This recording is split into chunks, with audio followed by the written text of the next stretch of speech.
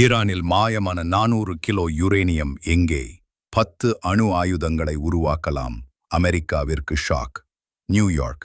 ஈரானிய அணுசக்தி நிலையங்கள் மீது அமெரிக்கா கடந்த ஞாயிறு அன்று வான்வழி தாக்குதல் நடத்திய நிலையில் அங்கிருந்து 400 கிலோ செறிவூட்டப்பட்ட யுரேனியம் கையிருப்பு மாயமாகிவிட்டது என்று அமெரிக்காவின் துணை அதிபர் ஜேடி வான்சி கூறினார்.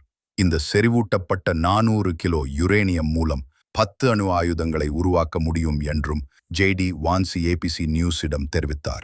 குறிப்பாக 60% செறிவூட்டப்பட்ட யுரேனியம் ஈரானின் முக்கிய தளங்களில் இருக்கு தாக்குதலுக்கு முன்பே பாதுகாக்க கடத்தப்பட்டதாக நம்புகிறோம் என்றும் கூறினார்.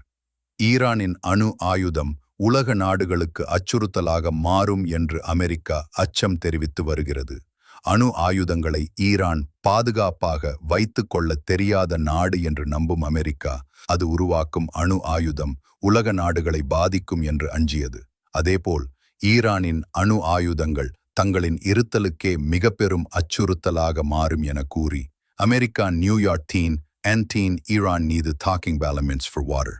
ஈரானின் அணுத்திட்ட கட்டமைப்புகள் மற்றும் இராணுவ நிலைகளை குறிவைத்து போர் விமானங்கள் மூலம் குண்டு வீசி இஸ்ரேல் தொடர்ந்து தாக்குதல் நடத்தியது.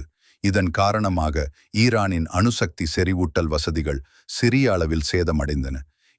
ஈரானின் போட்டோ அணுசக்தி தளம் மலையை குடைந்து மிகவும் ஆழத்தில் அமைக்கப்பட்டதாகும். எனவே அதை அழிக்க பங்கர் பஸ்டர் குண்டுவை போட்டிருந்தது அமெரிக்கா.